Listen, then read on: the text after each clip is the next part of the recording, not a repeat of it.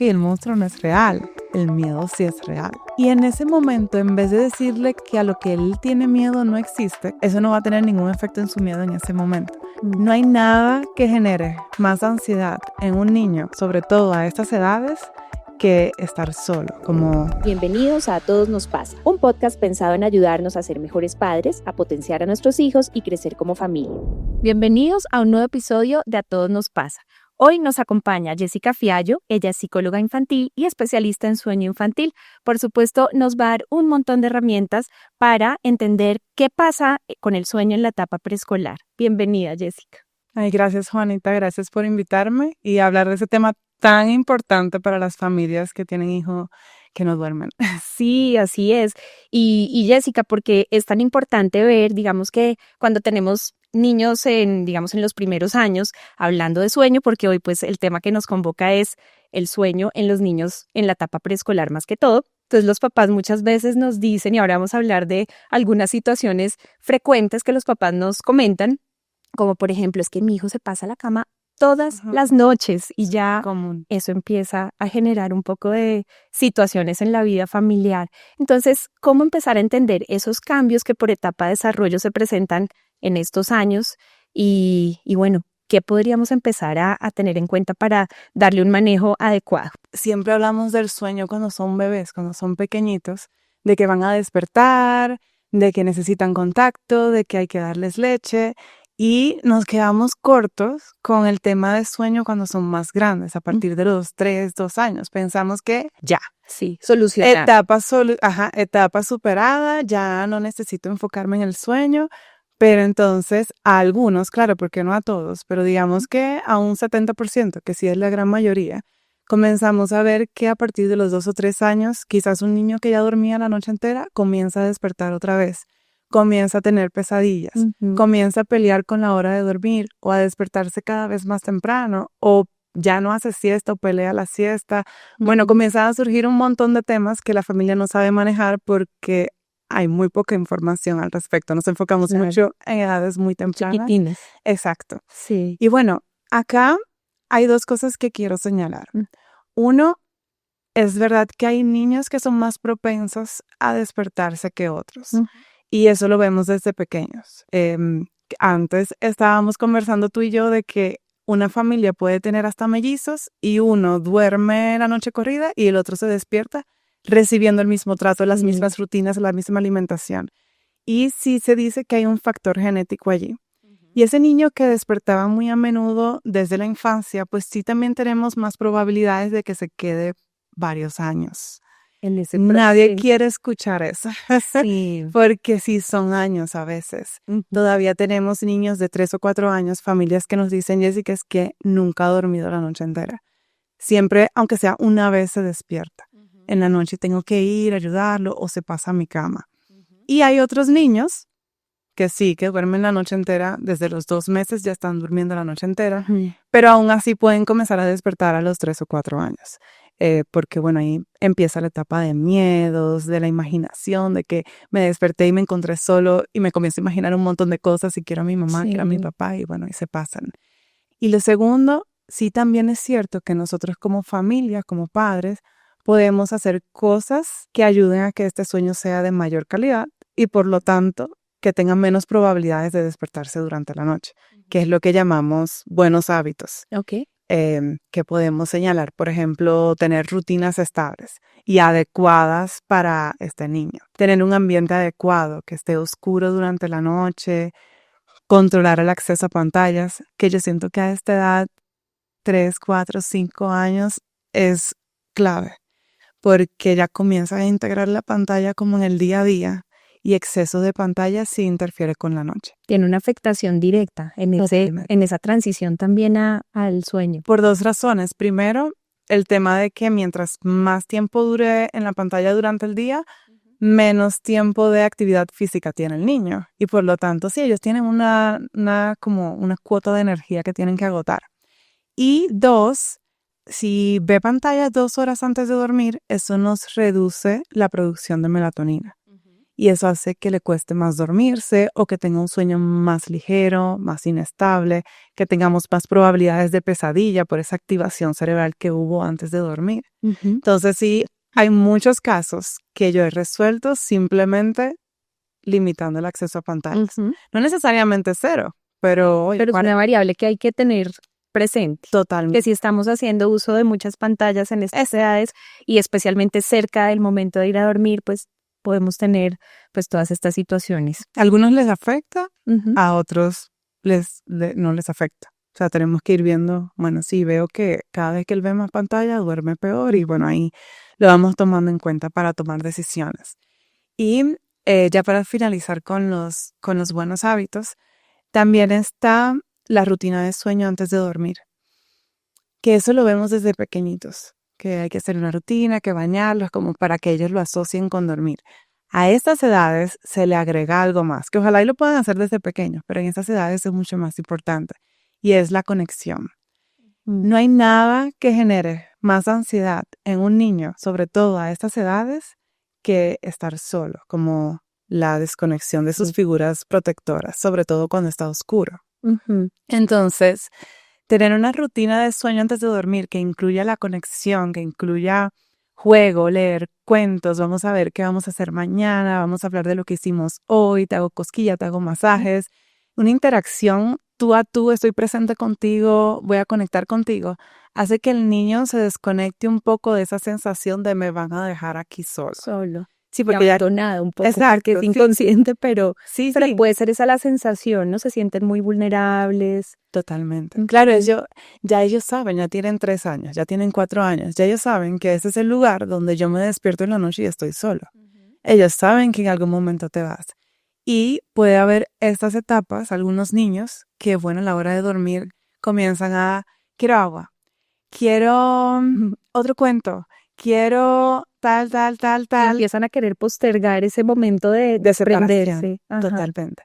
Si lo desconectamos un poco de esa sensación de que lo vamos a dejar solo, incluyendo la conexión en la rutina de sueño, es un cambio total. Porque es como, bueno, les sirve para relajarse también y les sirve eso, como para no estar pensando en que el momento en el que lo van a dejar. Y se pueden dormir mucho más fácil, se duermen más relajado, por lo tanto el inicio de la noche puede ser mucho más calmado, con menos despertadas en caso de que se despierten.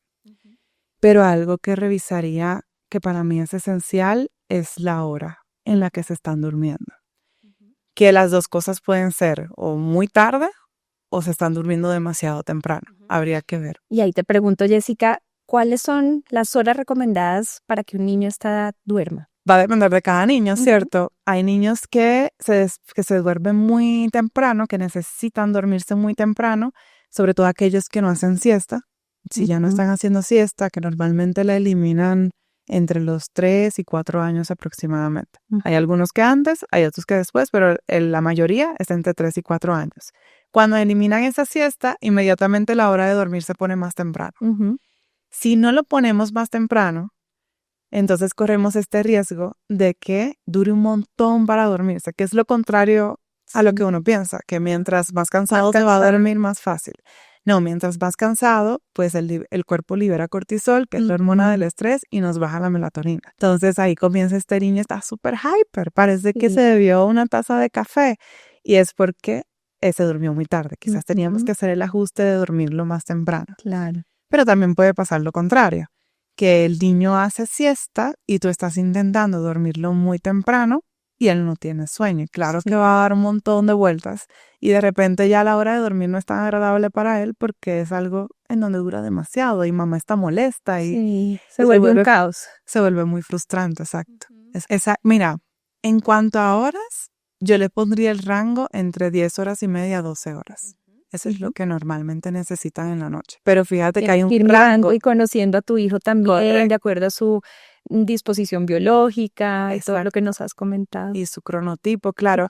Porque, a ver, si vamos a suponer que tú entiendes que debería de dormir 12 horas, pero realmente su cuerpo solo necesite 10 horas y media, vas a durar 2 horas intentando dormirlo. O puedes que lo duermas, pero se te va a levantar a las 5 porque ya terminó de dormir. Entonces ahí eso te va dando una señal de, ok, mi hijo todos los días termina durmiendo 10 horas y media.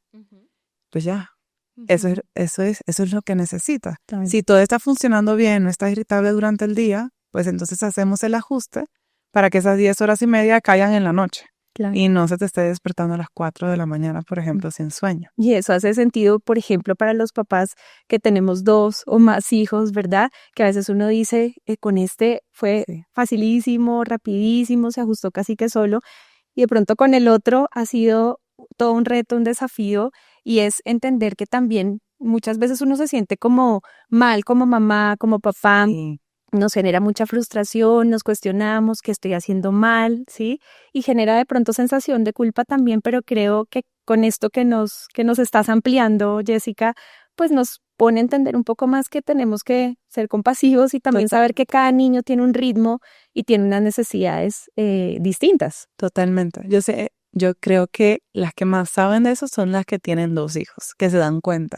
Pero no solamente con el sueño, porque puede ser que corras la suerte, como digo yo, las hijas favoritas de Dios, que le salen 2 niños que duermen la noche entera desde muy temprano. Pero te das cuenta que en otros temas son diferentes. Que esta no me hacía rabieta y la otra me hacía mucha rabieta. Que una me come muchísimo y la otra no me quiere comer nada. Te das cuenta que hay una diferencia y que no tiene que ver mucho con tus habilidades parentales. Lo mismo pasa con el sueño. Te puede salir un bebé que duerme la noche entera desde los 2 meses, como comentamos, y te puede salir otro que empezó a dormir la noche entera a los 2 años o a los 3 años, haciendo exactamente lo mismo, que es, te comentaba que sí se dice que hay un factor genético allí. Claro, también como mencioné en el punto 2, que dije voy a decir 2 cosas, es que sí es cierto que hay cosas que están en nuestras manos. Claro. El ambiente también favorece o no favorece. Claro, exactamente. Esa parte. Y hay algo que es importante mencionar, que es el temperamento también que tenga el niño. Porque hay, por ejemplo, niños con adaptabilidad rápida. Y se adaptan muy bien a que tú lo pases a su cuna o a que tú lo pases a su cama en caso de niños más grandes. Se adaptan muy bien a que lo pueda dormir cualquier persona o hasta dormirse solo. Y hay otros niños que eso les cuesta muchísimo. Que tú puedes durar meses intentando pasarlo a su cuarto y nada, no da resultado. Y claro, ahí también está, por ejemplo, la parte de necesidad de contacto. Hay algunos que necesitan más contacto que otros y hay otros que si no es con contacto no se duermen. Sí. Entonces, básicamente, el mensaje que siempre quiero transmitir a los padres es, tienes un hijo que tienes unas necesidades únicas. Y el único que va a saber qué necesita tu bebé eres tú, no soy yo. Porque yo sí sé los míos porque vivo con ellos a diario. Y yo sé que hay una variabilidad de necesidades que puede necesitar un niño. Yo no sé cuál es la de tu niño. Puede ser que tu niño ya has intentado que se duerma por sí solo, que a veces eso es lo que los padres me dicen. Quiero que se duerma solo. Sí. Quiero que vaya a su cuarto, se acueste en su cama, decirle buenas noches y que ya, bueno, vamos a intentarlo. Podemos intentarlo porque sí se pueden hacer cambios en la crianza respetuosa, se puede hacer, siempre acompañado. Pero si tú ves que eso no fluye, que le está costando demasiado, que ya tú no te sientes bien haciendo ese cambio, pues ya aceptamos que es una necesidad que tiene en esta etapa, que no va a ser para siempre. Claro. A veces pensamos que esas son solo cosas de bebés. Y no, los niños son niños, todavía necesitan presencia, contacto, que le leamos un cuento, que estemos ahí hasta que se duerma.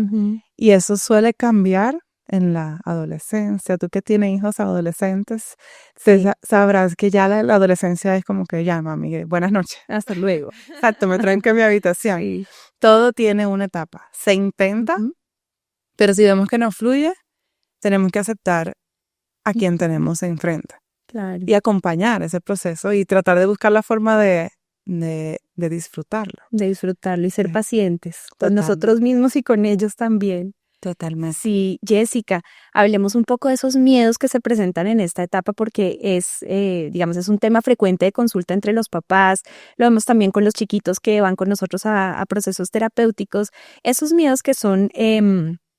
afloran un poco más en esta etapa y unos que podríamos decir son esperables, cómo manejarlos, porque los papás a veces se ven un poco sí, como sin muchas herramientas para saber qué pasa cuando ese chiquito dice, es que hay monstruos en el Sí, cuarto, muy común. esos monstruos son horribles, no me puedo dormir porque es que en el closet hay algo escabroso, ¿sí? Sí, Y por más que uno les diga, mira, allí no hay nada, eso no es te lo estás imaginando, pues a veces es importante entender de dónde vienen estos miedos para podernos conectar mucho mejor con ellos y ayudarlos a transitar por esos miedos. ¿Cómo lo podemos claro. manejar con ellos? Mira, te voy a poner un ejemplo de un caso, como para poder decirte cómo abordamos ese tipo de casos.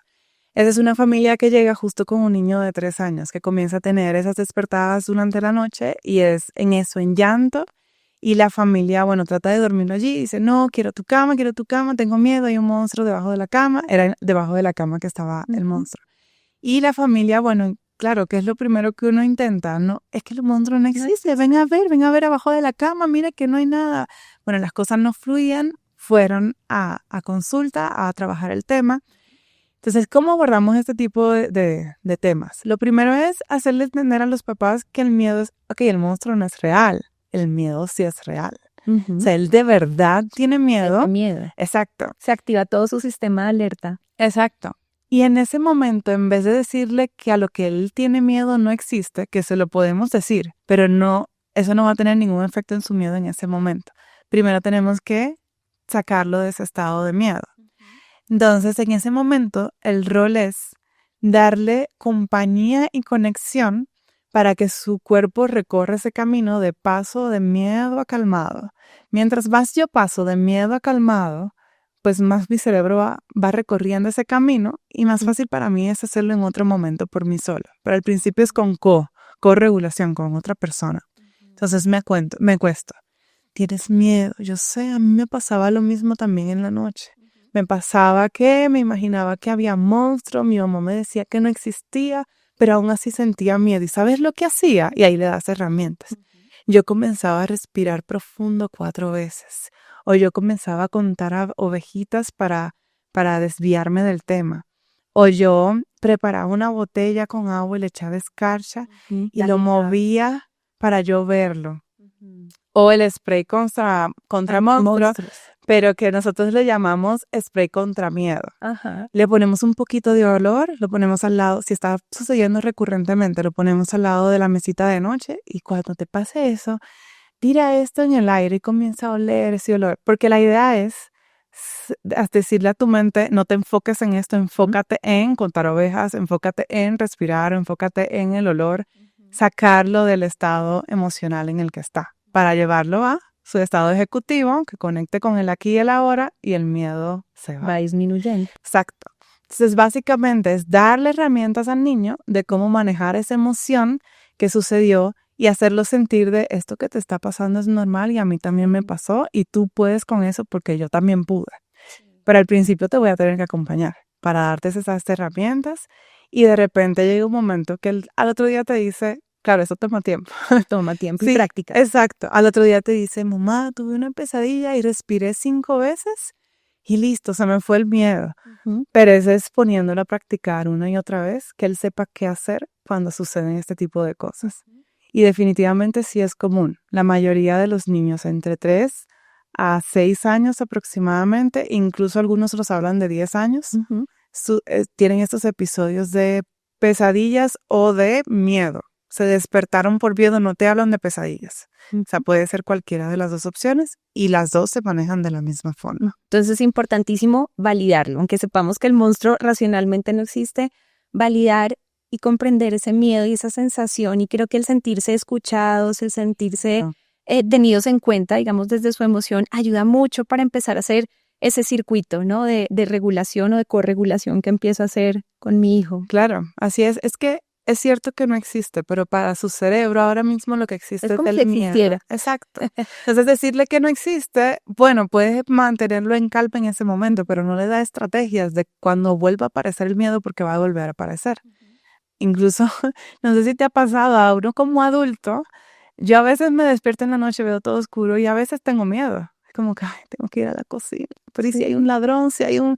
Yo en mi mente consciente sé que no va a haber nada de eso, pero entré en un estado emocional, exacto. Y tener herramientas para manejar ese miedo es lo que va a hacer que tú puedas ok, puedo con esto, déjame ir rapidito y voy a respirar y me voy a mantener pensando en tal cosa. Bueno, esa es la idea con nuestros pequeños. Jessica, ¿qué hacer? Hay muchos papás que nos dicen, bueno, esos miedos persisten y tenemos también el niño que se pasa frecuentemente a la cama de los papás en medio de la noche, ¿sí? Y hay papás que nos dicen, yo realmente quiero que él duerma en su cama, pero a veces de verdad estoy tan agotada, llevo noches sin dormir que lo que hago es, ay, bueno, ok, lo dejo que esté en mi cama y todos podemos así sea dormir un poco. Claro. ¿Qué podemos hacer frente a estas situaciones tan comunes? Como mencionas, súper común y esperable de la etapa, por lo tanto, no se considera como que un problema de sueño. No es como que, tu hijo tiene un problema, no. Es parte de la etapa y es común.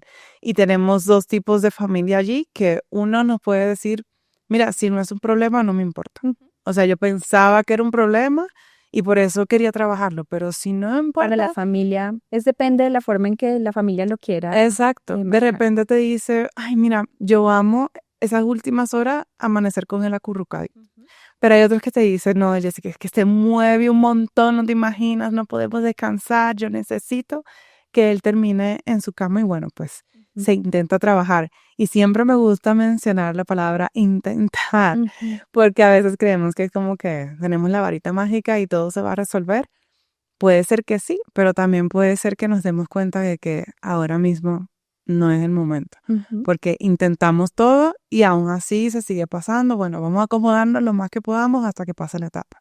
Pero en la mayoría de los casos sí puede funcionar. ¿Qué es lo que normalmente hacemos? Bueno, repito que eso es para los padres que ya quieren hacer un cambio. No es que todo lo tienen que hacer. Pero en este caso hay papás que dicen, yo de verdad necesito porque no estoy durmiendo. Entonces, lo primero que haría es evitar que el niño pueda pasar al cuarto de sus padres con algo físico.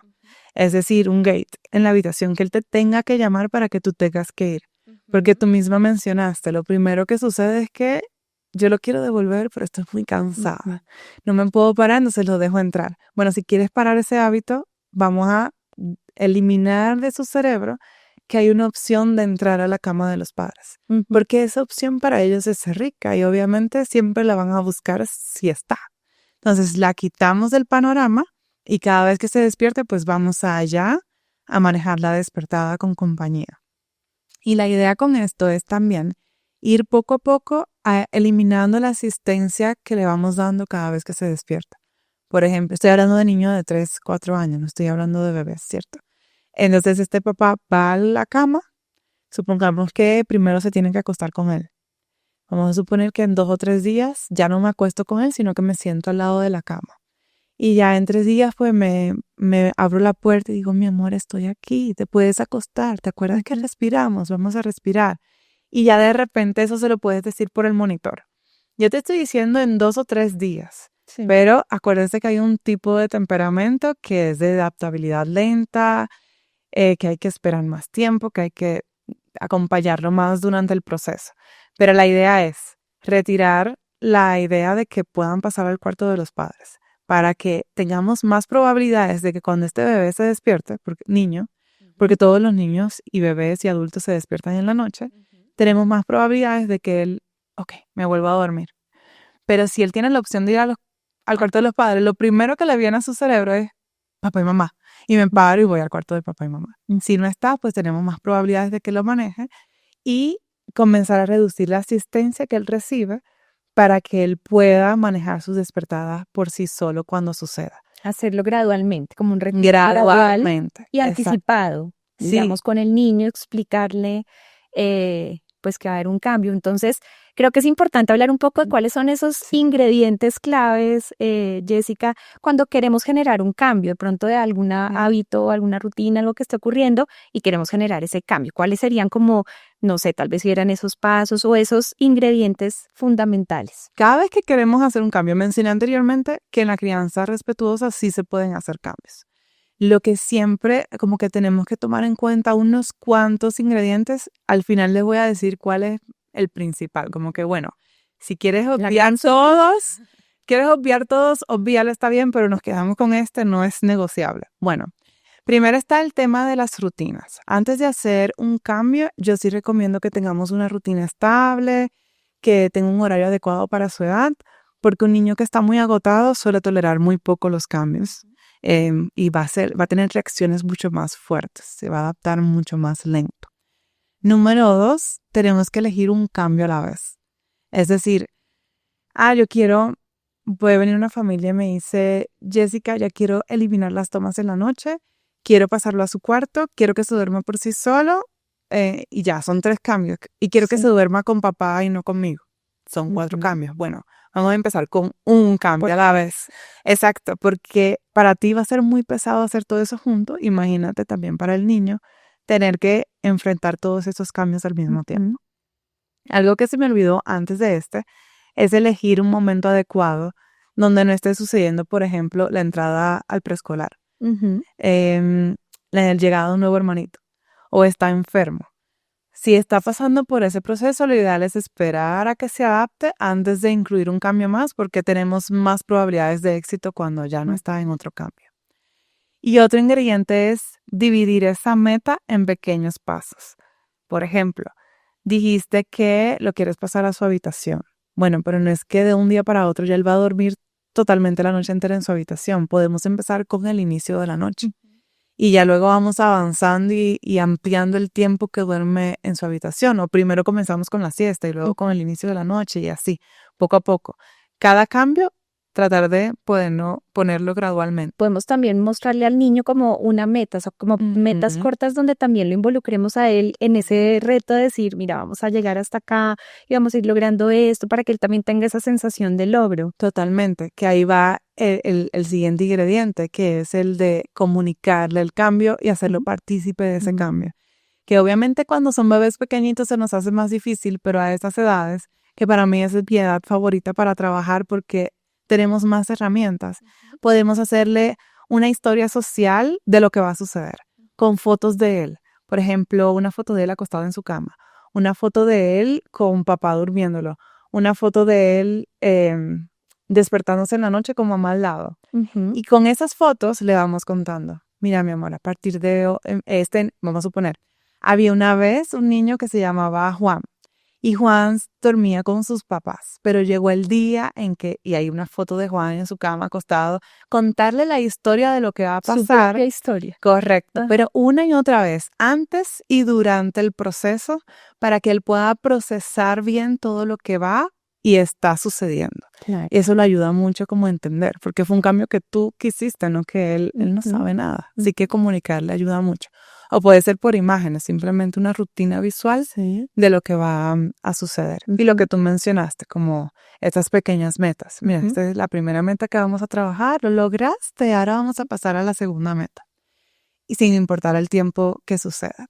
Ahora sí voy con el último ingrediente, que para mí es el que podemos borrar todos si quieres borrarlo todos, y nos quedamos con este, que es el de acompañar el proceso.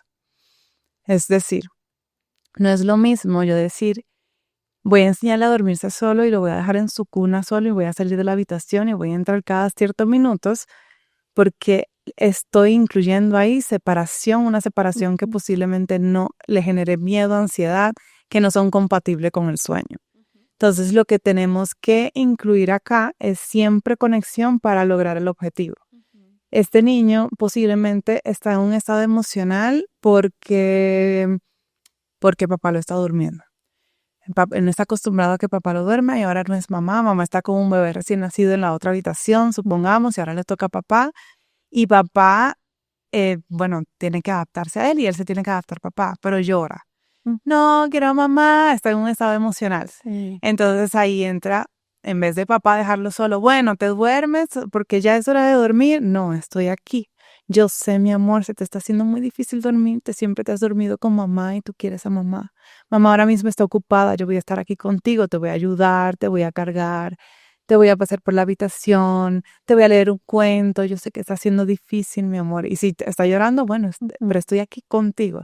Es un llanto como de duelo, porque no estoy con mamá, pero no es un llanto de miedo, no es un llanto de estrés, no es un llanto de desesperación. Esa es como la diferencia. Y por eso digo que es el ingrediente esencial para que un cambio sea respetuoso. Y me haces pensar a veces que acudimos, incluso cuando ya se nos han agotado las herramientas, a veces dice uno, no, pues ya hay que dejarlo llorar. ¿Qué piensas tú de eso? Y pues con todo lo que nos has explicado, pero ya sabemos que realmente dejar llorar al niño, digamos, indefinidamente, pues genera un montón de cosas, incluyendo la elevación del cortisol. Pero Sí. ¿qué nos puedes complementar sobre dejar llorar a un niño hasta el cansancio y decimos que se duerma hasta que ya no de más? Claro, mira, yo sé que la mayoría de las familias que recurren a a este tipo de métodos, como mencionas tú, Ujú, ha sido por desesperación, lo mencionaste, y también puede ser por parte de desinformación, porque es que escuchamos que todo el mundo lo está haciendo. ujú, Escuchamos que es la única solución, entonces decimos, bueno, pues será que yo estoy mal, vamos a hacerlo también. Bueno, y ahí puede suceder dos cosas. Uno, un niño de temperamento suave, de adaptabilidad rápida, de reacciones bajas. Posiblemente tú lo dejes en la cuna, haga y se duerma y ya. O sea, se queje un poquito y se duerma y tú dices lo mejor. ¿Y ujú. por qué no había hecho eso antes? Y le comienzas a decir a todo el mundo, mira, sí, haz el método, etcétera. Pero ¿qué pasa? En niños de reacciones intensas, de adaptabilidad lenta, signalers, que son niños que mandan, los bebés signalers son los bebés que necesitan ayuda para manejar sus despertadas, que es lo que te decía que hay una parte genética allí. Estos niños, cuando tú le haces un entrenamiento de sueño, es una catástrofe. Tú puedes durar, a mí me han llegado familias que tienen meses dejando llorando al niño y que no tienen ningún avance. Y que el niño mira la cuna y ya de una vez se pone a llorar, que corazón se acelera cuando se acerca la hora de dormir. O sea, definitivamente estamos creando lo contrario a lo que queremos a la hora de dormir, que es un momento de calma, de Ujú. conexión, de relajación.